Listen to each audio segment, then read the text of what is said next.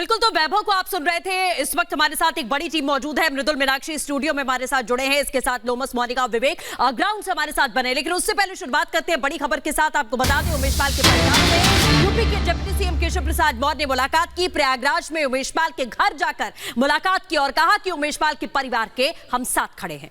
साथ ही उन्होंने ये भी कहा कि यूपी पुलिस जनता के लिए कवच है। तो डिप्टी सीएम आज मुलाकात करने के लिए पहुंचे थे उमेश पाल के घर, उनके परिजनों से मुलाकात की है, उमेश पाल की माताजी से मुलाकात की है और साथ ही उनकी पत्नी से मुलाकात भी की है। और इस दौरान उन्होंने एक पहले प्रेस कॉन्फ्रेंस को भी संबोधित किया था। इस दौरान उन्होंने माफियाओं को लेकर के क्या कुछ कहा था, ये सबसे पहले आपको सुनवा देते हैं। हमारे बहुत ही निकट मित्र की तरह श्री उमेश पाल जी की दुखद हत्या की प्रयागराज के अंदर घटना के बाद संयोग से मेरा आना नहीं हुआ था, क्योंकि परिवार का हर सदस्य मेरे परिवार के सदस्य की तरह है। उनको श्रद्धांजलि देना, परिवार के लोगों से बातचीत करना, उनकी सुरक्षा की दृष्टि से कोई कमी न रहे, या सरकार की ओर से कदम उठाए गए हैं। और उनकी ओर से बस इतना ही अपेक्षा है कि उनकी हर प्रकार से सुरक्षा और इस प्रकार की कभी कोई दुखद घटना जैसी हो गई है ना होने पावे। और उसको माननीय मुख्यमंत्री योगी आदित्यनाथ जी के साथ चर्चा करके पहले ही हम लोग दूर किए हैं, लेकिन और सुरक्षा चौकस रखते हुए और प्रयागराज मेरा और प्रदेश अपराध मुक्त और कानून व्यवस्था हर प्रकार से चुस्त और दुरुस्त रहे, इसका हम लोग पहले भी प्रयास किए हैं, आगे और मजबूती से। अलकायदा ने से तार जुड़ते हैं जा रहे हैं, इससे धमकी भी दी है। इस तरह से आप उत्तर प्रदेश की पुलिस पर पूरा विश्वास रखिए। उत्तर प्रदेश की 25 करोड़ जनता के लिए सुरक्षा कवच है। यह दुखद और दुर्भाग्यपूर्ण घटना जो घट गई उमेश पाल जी के साथ, जिसमें सुरक्षा में लगे हुए 2 हमारे जवानों को भी बलिदान देना पड़ा है। मैं उमेश पाल और बलिदानी दोनों अपने जवानों को विनम्र श्रद्धांजलि अर्पित करता हूं। और जो धमकी देगा उससे निपटने में आप ये समझ लीजिए कि हमारी उत्तर प्रदेश की जो पुलिस है वो सक्षम है। और तमाम सहयोगी इस वक्त हमारे साथ बने हुए हैं। पहले रुख करेंगे हमारे सहयोगी विवेक का, क्योंकि प्रतापगढ़ आरोपियों को ले जाया गया है। विवेक, वहां से क्या अपडेट मिल रहा है, बताइए जरा। बिल्कुल मृदुल, यहाँ पर जो तीनों आरोपी हैं, लवलेश, सनी और अरुण, इन तीनों आरोपियों को प्रतापगढ़ की जेल में शिफ्ट कर दिया गया है। शाम 5 बजे तक की इनकी रिमांड थी और 5 बजने से पहले ही यहाँ पर पुलिस के द्वारा उन तीनों को लाया गया। तस्वीर हम आपको दिखाना चाहेंगे। ये जिला कारागार है प्रतापगढ़ का, बड़ी सुरक्षा में, क्योंकि यहाँ पर तीनों आरोपियों की सुरक्षा को लेकर भी थ्रेट है। यहाँ पर जिस तरह से अलकायदा ने लेटर जारी किया है, धमकी भरा खत है कि बदला लिया जाएगा, उसके बाद से यहाँ पर सुरक्षा मजबूत की गई है। बड़ी संख्या में पुलिस वाले यहाँ पर आते हैं, पुलिसकर्मी यहाँ पर आते हैं, बड़ी टीम आती है और तमाम अधिकारी आते हैं। और तीनों आरोपियों को यहां पर अब अंदर जेल में शिफ्ट कर दिया गया है। अंदर तीनों का मेडिकल कराया गया, उसके बाद उन तीनों को अलग अलग सेल में रखा जाएगा। सुरक्षा व्यवस्था इस तरह से रखी गई है कि तो तमाम सीसीटीवी कैमरे हैं, उनकी निगरानी लगातार की जा रही है। क्योंकि ये जेल है तो अपने आप में सिक्योरिटी बढ़ जाती है और फिर भी किसी भी तरह का लूपहोल, गुंजाइश नहीं हो सकती। इसको जो है स्वीकार नहीं किया जा सकता। ये निर्देश दिए गए तमाम अधिकारियों के द्वारा और इसको आप इस तरह से समझ सकते हैं कि 5 बजे तक शाम को रिमांड खत्म हो। बिल्कुल विवेक, हम वापस लौटेंगे। बड़ी अपडेट आप यहां पर दे रहे हैं, लेकिन इसी बीच एक और बड़ी खबर आपको बता दें कि अतीक की हत्या में आया चित्रकूट कनेक्शन क्या है वो भी बता दें। उन्होंने अपना फर्जी आधार कार्ड बनवाया था। होटल में रुकने के लिए फर्जी आधार कार्ड बनवाया गया था कि होटल में एंट्री हो, चेक इन करने के लिए आधार कार्ड लगता है, और यह फर्जी आधार कार्ड चित्रकूट में बनाया गया था। बिल्कुल, तो यहाँ पर फर्जी आधार कार्ड की बात जो है वो सामने निकल करके आ रही है। लोमस, ये जानकारी कि जो आधार कार्ड पर नाम है वो तो सही है, लेकिन जो पता लिखा हुआ है, जो एड्रेस लिखा हुआ है, वो पूरी तरीके से अब गलत दिख रहा है।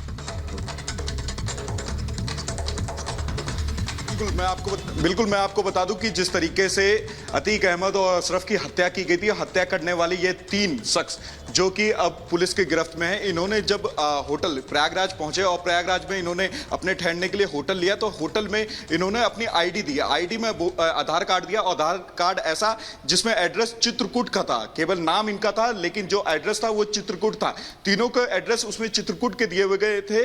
और साथ में जब जानकारी ये निकली कि और जांच भी जब ये किया गया इन पूरे आधार कार्ड को लेकर के, तो कहीं ना कहीं एसटीएफ ने पाया कि ये फर्जी आधार कार्ड है, केवल इनके नाम सही है, जो एड्रेस है वो पूरी तरीके से गलत है। तो कहीं ना कहीं अब इस पूरे मामले में लगातार एसटीएफ के द्वारा जांच किया जा रहा है और देखा जा रहा है कि इनके और कोई साथी, क्योंकि जहां से इन्होंने चित्रकूट से ये आधार कार्ड बनवाया गया था, क्या इनके साथ कोई और दूसरे लोग वहां पे शामिल थे जो कि इनकी मदद लगातार कर रहे थे, इनका आधार कार्ड बनवाने में इनकी मदद कर रहे थे, या फिर इनको प्रयागराज पहुंचाने तक इनकी मदद कर रहे थे। कई और एंगल से भी यहां पे एसटीएफ जांच करते हुए नजर आ रही है। और साफ तौर पे आप देख सकते हैं जिस तरीके से अतीक अहमद और अशरफ की हत्या की है, उसके बाद एसआईटी भी इस पूरे मामले को जांच कर रही है। और अब तक, क्योंकि अब तक एसआईटी उन तीनों हत्यारों से पूछताछ कर रही थी, हालांकि हत्यारों को फिर से प्रतापगढ़ जेल में शिफ्ट कर दिया गया, लेकिन अब तक बिल्कुल। और लूमस, आप हमारे साथ बने रहिए, लगातार हमारे साथ आप बने हुए हैं, अपडेट भी दे रहे हैं। इस बीच एक बड़ी खबर आपको बता दें, प्रतापगढ़ से हमारे सहयोगी विवेक ने तस्वीर दिखाई है। आरोपियों को वहां पर पहुंचा दिया गया है, अलग अलग रखने की जानकारी सामने आ रही है। बड़े अधिकारियों ने जेल का दौरा किया था और बैरक में जहां पर रखा जाएगा, ये जानकारी है कि वहां पर कैमरे भी लगाए गए। हमारे सहयोगी विवेक की एक रिपोर्ट आपको दिखाते हैं। तस्वीर हम आपको दिखा रहे हैं, यहाँ पर जो काफिला आपको नजर आ रहा है, आपको बता दें अतीक और अशरफ के जो तीनों आरोपी हैं जिन्होंने फायर किया था, अतीक अशरफ की हत्या की, उन तीनों आरोपियों को यहाँ पर प्रतापगढ़ जेल लाया जा रहा है। तस्वीर आपके सामने, हम आपको काफिले की तस्वीर दिखा रहे हैं। अतीक अशरफ के तीनों आरोपी, आपको बता दें यहाँ पर सनी के अलावा अरुण और लवलेश को यहाँ पर लाया गया है। आज यहाँ पर प्रतापगढ़ जेल में उनको शिफ्ट किया जाएगा। जो आपको प्रिजन वैन दिखाई दे रही है, जो आपको वहां पर प्रिजन वैन दिखाई दे रही है, उसी वैन में अतीक अशरफ के आरोपी है, हमलावर उसी वैन के अंदर मौजूद है।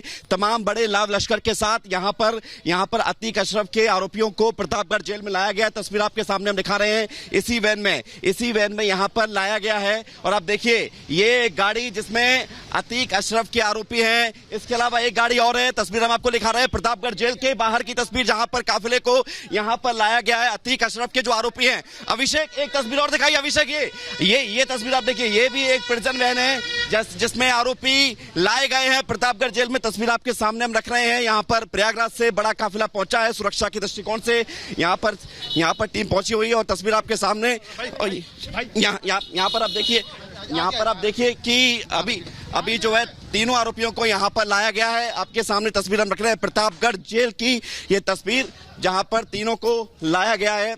और इसके अलावा बिल्कुल, हमारे तमाम सहयोग ग्राउंड जीरो से हमारे साथ जुड़े हुए हैं। मोनिका हमारे साथ बनी हुई है। मोनिका, माना ये जा रहा था कि 5 बजे तक की रिमांड है और उसके बाद इन्हें शिफ्ट किया जाएगा, लेकिन इस बीच इनपुट ये भी थे कि इन तीनों की जान को खतरा है और उसके पहले ही यहाँ शिफ्ट कर दिया जाता है। बिल्कुल, देखिए मीनाक्षी, यही बात है कि इनपुट्स जिस तरीके से लगातार मिल रहे थे और अलकायदा की जो धमकी भरी चिट्ठी सामने आती है, उसके बाद इन तीनों की जान को बेहद खतरा माना जा रहा था कि कभी भी कुछ भी हो सकता है। और यही एक बड़ी वजह रही कि सुरक्षा के लिहाज से इन्हें पहले ही शिफ्ट कर दिया गया। हालांकि लगातार हमारी नजर थी, क्योंकि शाम 5 बजे तक का पूछताछ का समय पुलिस के पास था, एसआईटी के पास था, कि शाम 5 बजे तक पुलिस पूछताछ करेगी। कई अहम सवाल है जिनका जवाब अभी तक नहीं मिला है कि ये इनका सरगना कौन है, किसके कहने पर इन्होंने इन सबको अंजाम दिया, या फिर जो पूछताछ में ये इस बात को कबूल कर रहे हैं कि वो माफिया बनना चाहते थे, बड़ा अपराधी बनना चाहते थे, लॉरेंस बिश्नोई की तरह बनना चाहते थे। यही एक बड़ी वजह रही कि इन्होंने इस पूरे हत्याकांड को अंजाम दिया। इसके साथ ही वो ये भी जानकारी लेना चाह रहे थे कि जिगाना इनके पास कहां से आई। तमाम ऐसे सवाल थे जिनका जवाब ये भी पूछना चाहते थे कि मोबाइल आपके पास नहीं था, सिर्फ बंदे 3 थे, यानी कि व्यक्ति 3 थे, लेकिन मोबाइल फोन 2 बरामद होते हैं, वो भी बिना सिम कार्ड के। तो तमाम सवाल थे जिनका जवाब जरूरी था। ऐसे में 5 बजे तक का पूछताछ का समय था, लेकिन उससे पहले ही इन्हें प्रतापगढ़ जेल जो है कड़ी सुरक्षा व्यवस्था के बीच शिफ्ट कर दिया जाता है। संभावना यह जताई जा रही है कि पिछले वाला जो गेट था पुलिस लाइन का, वहां से इन्हें निकाला गया और शिफ्ट किया गया ताकि किसी भी निगाह में ना रहे, ना तो किसी आम जनमानस, ना ही मीडिया की निगाहों में। बिल्कुल मोनिका, जैसा आपने कहा कि पूरी सुरक्षा बढ़ती गई। लोमस, मोनिका, विवेक, आप सभी बने रहे हमारे साथ, हम आपका रुख करेंगे। लेकिन अभी जो सबसे बड़ा सरदर्द यूपी पुलिस के लिए बना हुआ है वो शाइस्ता है। लेडी डॉन को लेकर जानकारी यह है कि अब इनामी इनामी राशि बढ़ाई जा सकती है, क्योंकि लगातार वो लोकेशन बदल रही है और अभी तक पुलिस के हत्थे नहीं चढ़ पाई है। लेकिन सवाल सबसे बड़ा यही कि आखिरकार शाइस्ता किसके सहारे छुप कर बैठी है। देखिए इस रिपोर्ट में।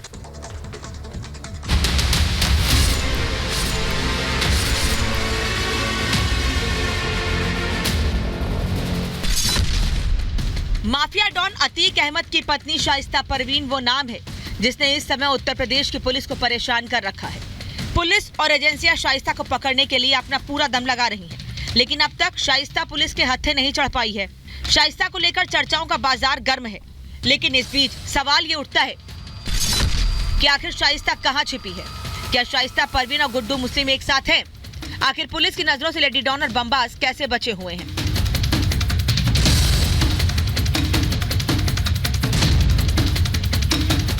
यूपी पुलिस शाइस्ता का पता लगाने के लिए ड्रोन कैमरे का सहारा ले रही है। यूपी के कई जिलों में शाइस्ता की तलाश की जा रही है। खबर है कि अब शाइस्ता पर इनामी राशि भी बढ़ाई जा सकती है, लेकिन अभी तक लेडी डॉन के लाइव लोकेशन का पता नहीं चल पाया है। इस बीच एसटीएफ को जानकारी मिली है कि शाइस्ता और बमबाज गुड्डू लगातार संपर्क में बने हुए हैं। यही नहीं, उमेश पाल शूटआउट के फरार शूटर साबिर और अरमान भी शाइस्ता और गुड्डू के संपर्क में हो सकते हैं।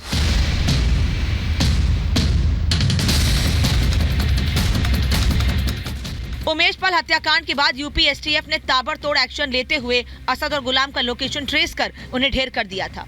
असद और गुलाम के एनकाउंटर के बाद माफिया अतीक और अशरफ शूटआउट में मारे गए, लेकिन अतीक की पत्नी शाइस्ता परवीन, बहन आयशा नूरी, दोनों भतीजियां, अशरफ की बीवी जैनब फातिमा समेत बमबाज गुड्डू, शूटर साबिर और अरमान अभी तक फरार हैं।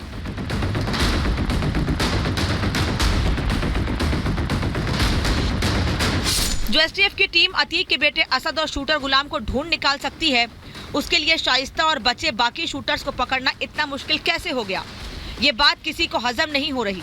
जानकारी के मुताबिक शाइस्ता समेत फरार शूटर्स को पकड़ने के लिए पुलिस ने करीब 800 मोबाइल सर्विलांस पर लगाए थे, लेकिन पुलिस को कुछ खास इनपुट हाथ नहीं लग रहा था।